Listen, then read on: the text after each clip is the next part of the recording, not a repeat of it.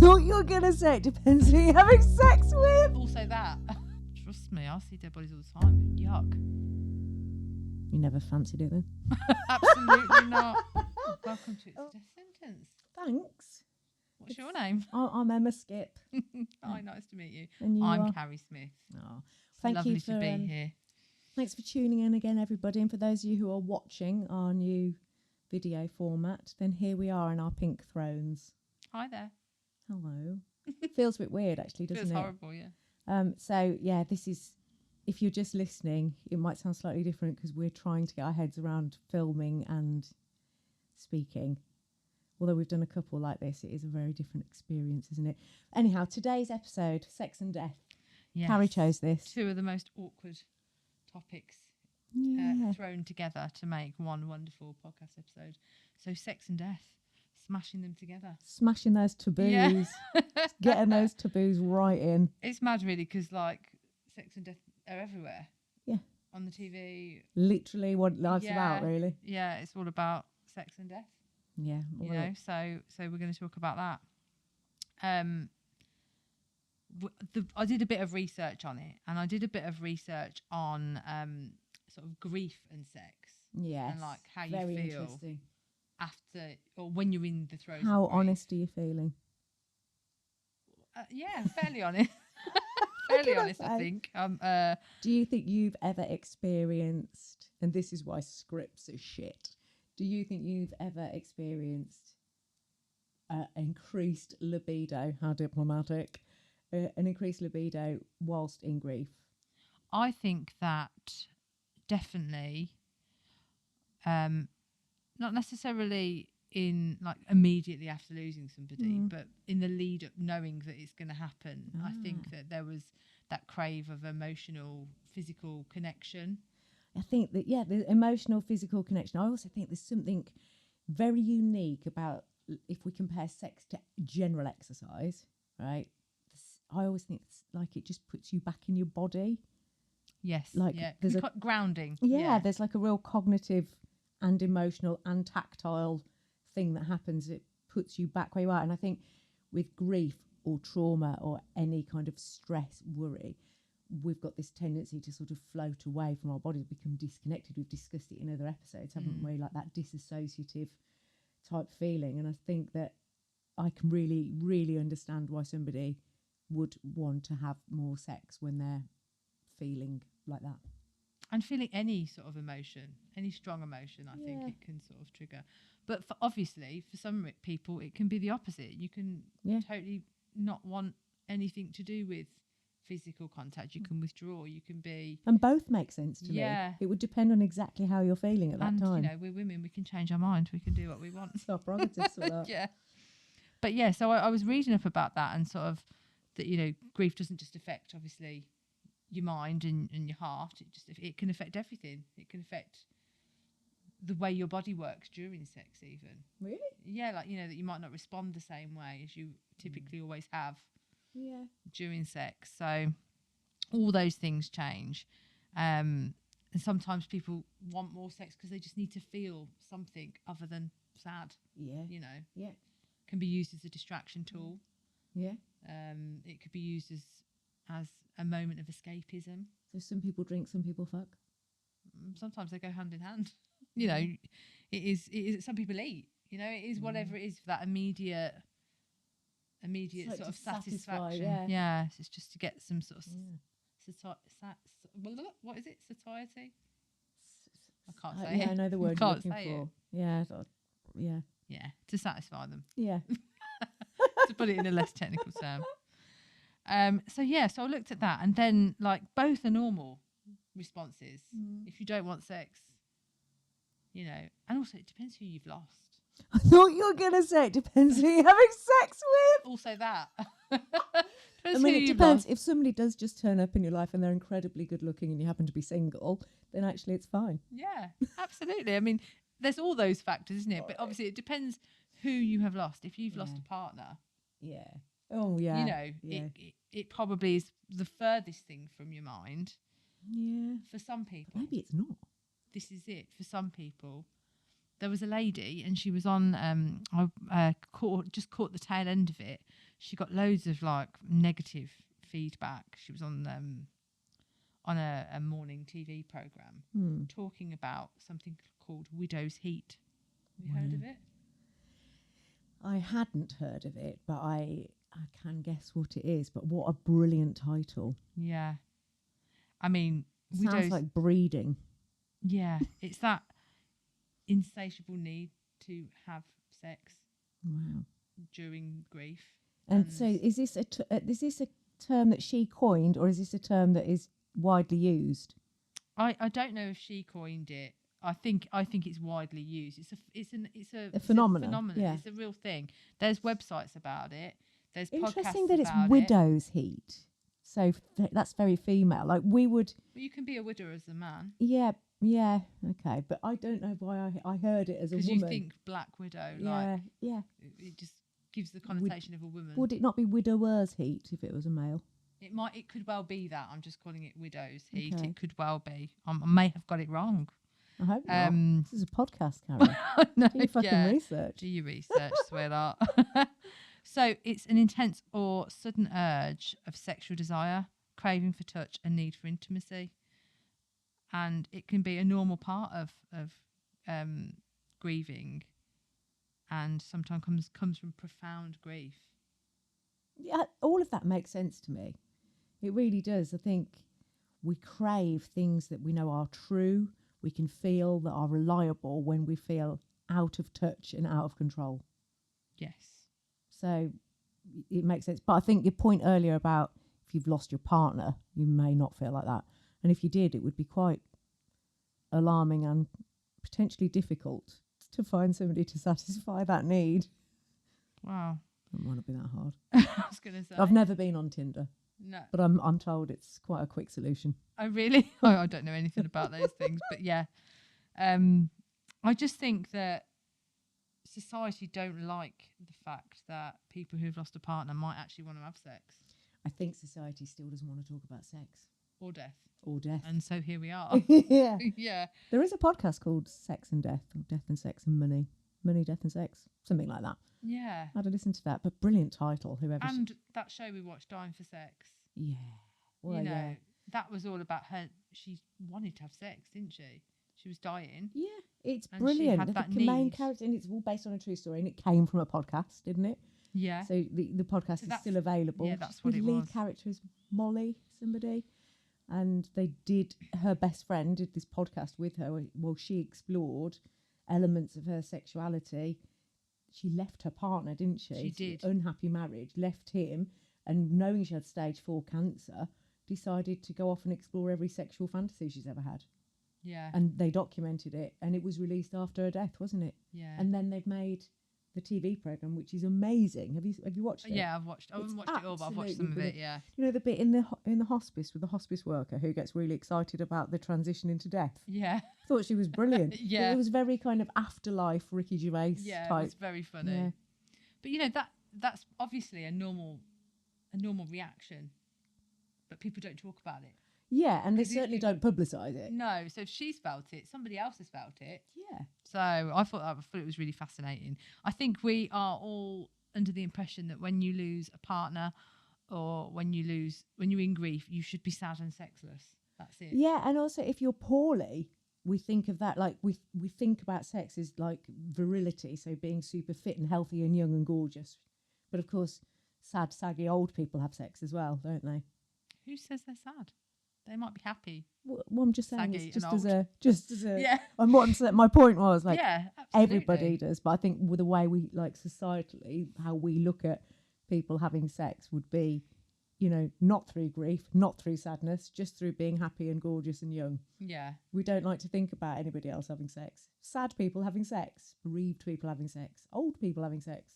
Yeah. I don't think we spend a lot of time on it. No, definitely not. And I just think, you know, but that is real life, isn't it? Absolutely. You know, most of us are sad about something. Are we? Wow. Not me, I darling. definitely am. Sad about being on film. Oh, don't be No, I'm sad about being joking. But then obviously sex and grief can come with some weird like crossover moments, like that immediate relief of having sex can also then evoke other emotions like sadness and tears. Yeah. So then, But are you that weird person that's sort of crying after sex? I'm right in thinking that when you orgasm, you release, is it Oxytocin. Yeah, which is your feel good, or dopamine. It's your feel good hormones, aren't they? Yeah. So essentially, the craving to have sex might be actually like physiologically driven by your brain almost. Your brain going, oh my God, I feel desperate, I feel sad, I'm in grief. Find me a pathway to something else. So, whether it's sugar, alcohol, sex, any of the ones that make you happy. Because you get the same hit, don't you, from like sugar it is a and hit. chocolate. It's exactly that. It's a hit, chocolate, isn't it? Yeah. Is what a strong one. But yeah, so that, that weird crossover moment where they're like crying, they could cry mid-sex. Yeah. That would be awkward. Because it might trigger a memory. Well, you know what grief's like. You could, like, you're walking in the supermarket and then you could start crying. It's an everyday occurrence. Yeah. Yeah. Do you know what I mean? But imagine having sex for the yeah. first time since you've lost a partner. Yeah. And that could be a year later. Yeah. Could be 2 years. Could be 3 years. Yeah. We're not asking people to remain fucking sexless and sad for, decades. Because I think that's traditionally what they expect women to do. The Victorians just wore black for a year, didn't they? And they were expected to mourn, whereas men aren't. But other cultures, I was doing some research about this episode, other cultures will, some of the African cultures will do sexual cleansing rituals if you lose your partner, which include sleeping with one of their family members. Okay, like his brother. Yeah, exactly that. But, it's not just, it's a weird tradition. We find it weird in the Western world, but it's also to keep the lineage going. So if they had another child, the children would be related, and it's keep money in the family. So there's loads of different facets to it. Wow. Very interesting though. Very interesting, isn't it? What we find acceptable culturally, and when we read about other cultures, but they probably don't know any different, the same way we don't know any different.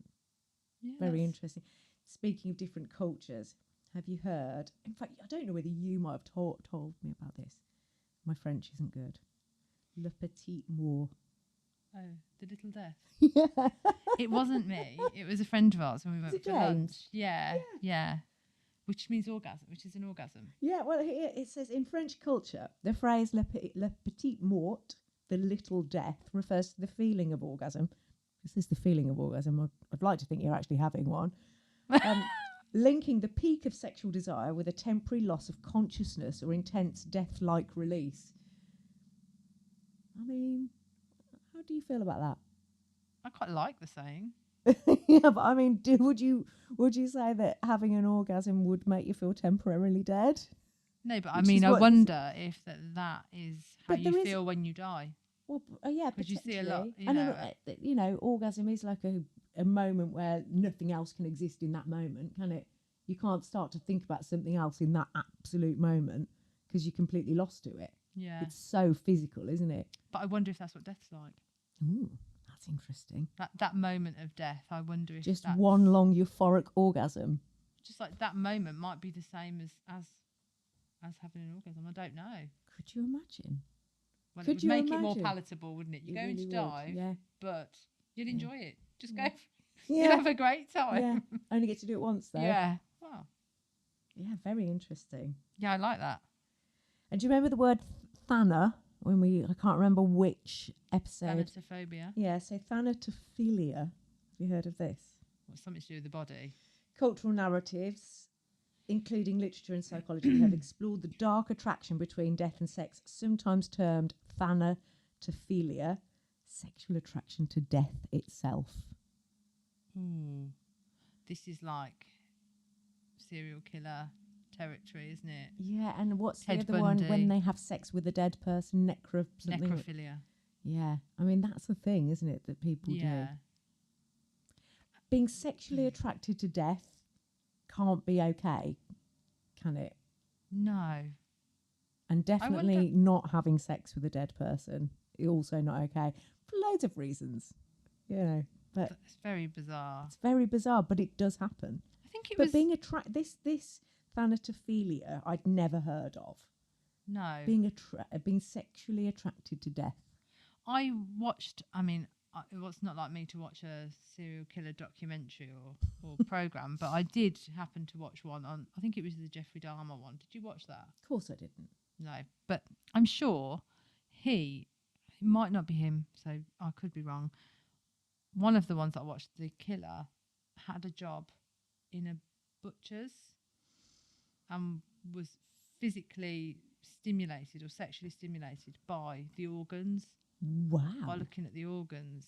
It's So I wonder if that's so similar. weird. But then, you know, is that, I've got to be careful here really what you say, but is that any more weird than people who are turned on by a foot? Well, yes, Why? would be the short answer. What, just because? Well, I mean, it's just being a turned on thing. by death or by a foot. No, about the organs. Mm. I mean, obviously you can't Yeah, see an organ without the can't. person being dead, so there lies a rather ethical problem Yeah. rather than anything else. But surely people can't really help what they are stimulated by sexually, No, I you know. suppose not. what you find attractive, because some people are into feet and beans. Beans? Yeah, I keep reading about, you know, how you can make extra money online. What my point is everybody finds different things attractive. Oh, of course, yeah. Not justifying, just as a disclaimer, that No. anybody should be attracted to anything death related. But I'm just asking the question: how can we possibly influence what we are sexually attracted to? So if you happen to be doing your steak and kidney pie and find yourself Oh, kidneys. in a state of They stink of, arousal, then they stink of piss. yeah, oh god, Yeah. Ted Bundy was another one who used to make his, from what was portrayed in the show that I watched, in his documentary, that he used to make his, was it his partner or something, like lay still, Ooh, because really? he liked her to be still like a corpse. Wow, Like, really? yeah, and he was renowned, I think, for going back to the bodies after he'd killed them to have sex with them. Really? And that Ed Gein documentary, that one monster, he was sort of having sex with dead bodies, apparently. So they said. I mean, apart from the very obvious things, it's got to be really unhygienic and quite disgusting and smelly. oh, trust me, I see dead bodies all the time. Yuck. You never fancied it then? Absolutely not. Oh no, it's very, you know, I feel like we've deviated we've here deviated, massively. but I'm just going to ask you this: I don't watch any of those programs because you know I'm a massive wimp and you like to do weird things that frighten you. But those two people that you've just given as an example, I really want them to have like some really bad background that justifies their awful behaviour. I don't think they had the best backgrounds. Okay, I still don't think it justifies. sleeping with the dead. Yeah, No, yeah, absolutely not. What did that corpse ever do to you? Yeah. Yeah. I mean, obviously we've deviated there, but what was I saying? Widows. This all came from Widows Heat. Right. It was So what a deviation. yeah. Sorry. This is what happens when we come off piece, you know. Yeah. Anyway, Widows Heat's got nothing to do with being attracted by death, No. but sex can feel more complicated and more meaningful when you've lost somebody or when you are in a high emotional state. Yeah. I think that was what the point was. And it's not for us to judge.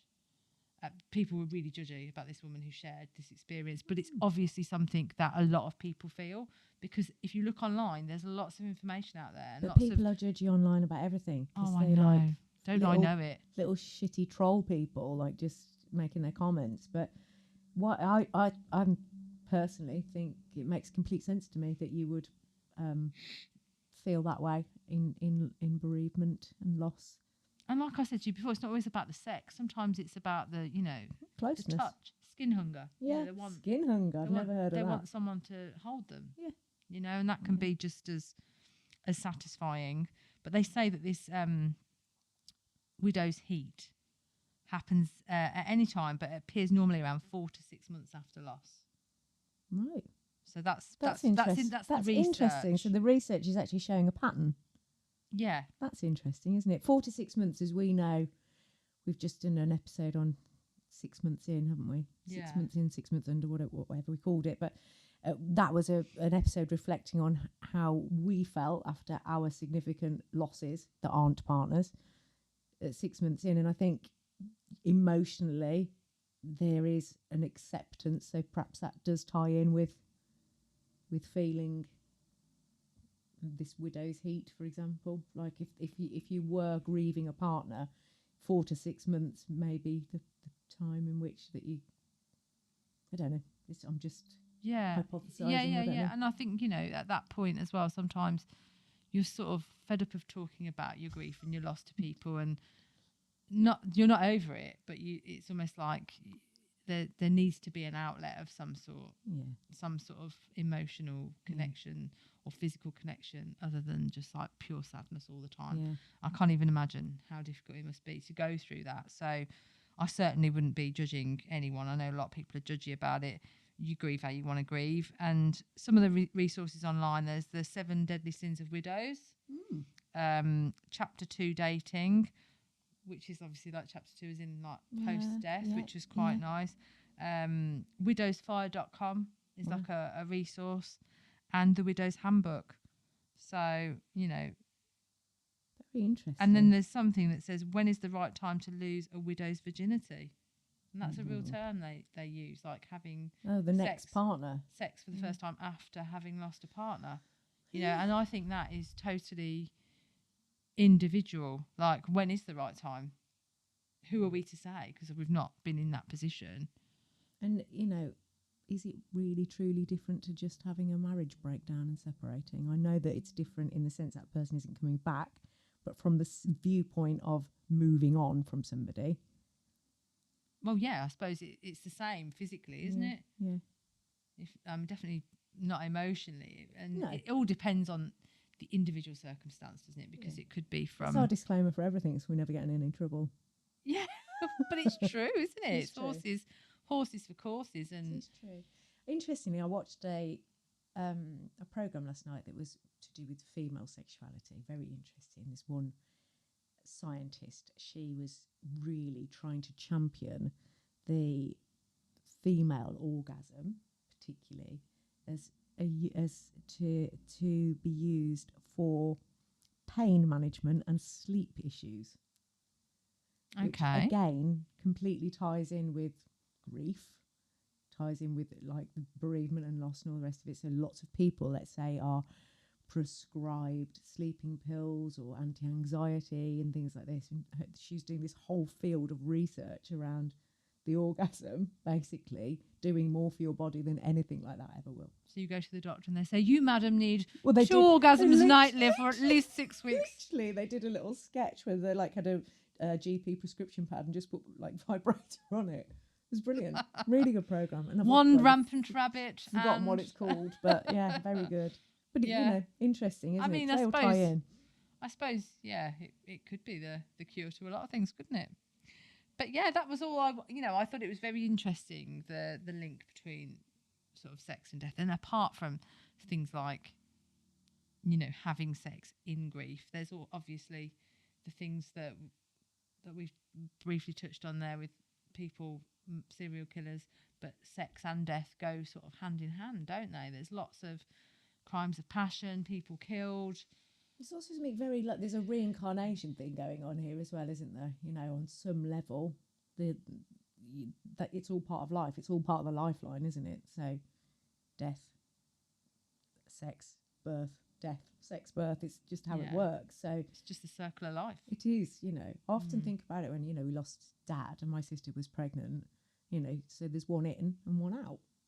And they do say that, don't they? They like. I remember one of the kids we were talking to recently, in the kids podcast, said that when somebody old, or they said somebody old dies, that then a baby's born and then they take the soul. Yeah, well, it was a child. It was a child in one of the classrooms, wasn't it? But that's so interesting because again, for children, that kind of concept of reincarnation, almost we see it a lot, don't we? We hear it a lot. And we don't know whether that's a cultural influence, like what they've grown up on, i.e. Death and Disney, for example. They've grown up with this idea of reincarnation, it working like that. But it actually, to say the soul leaves one body and enters another as a baby is really specific. And I can't think of a cultural reference that we've grown up with that really points exactly to that. But then we all do say, oh, he's an old soul. Yeah. So like we use terminology like that, don't we? You're quite right, so we sort of allude to it. Oh, like my mum would say, oh, she's been here before, or he's been here before. If someone's really clever or wise, that would be her thing. Oh, they've been here before, so they know the lay of the land. Do people say there's such a thing as a young soul? maybe just to morons. So he's It's a short twat, isn't he's it? new here. Excuse him. It's new here. It's his first time round. Ooh. This is his first day. I'm so sorry. Excuse him, he's just fresh off the pile. Yeah, so I don't know, but we do use that sort of terminology, don't we? Very interesting. But yeah, so I mean, if you want to have sex and you're in grief or whatever, go for it. Whatever. And that's Carrie Smith coming to you live from It's a Death Sentence podcast. Just do what you got to do. Do what you got to do. Have a fuck if you need to. Don't be so blasé. Look at you pretending to be posh, honestly. But yeah, there's no judgment, isn't it? You've got to do what you've got to do. I think, like most things, there's philosophical, ethical, biological, psychological. There's all of the igicals, all of those ogicals are coming into play, aren't they? And it has to be individual because none of us know how we're going to feel day to day most of the time. And if you throw in a load of death with that, you can't really see how you're going to react to it. Perhaps if you're a massively sexual person, you're more likely to be massively sexual. You also might not be. You might go completely the opposite. Yeah. Might think. Be kind to yourself. Yeah. That's the main thing. Yeah. Whatever works.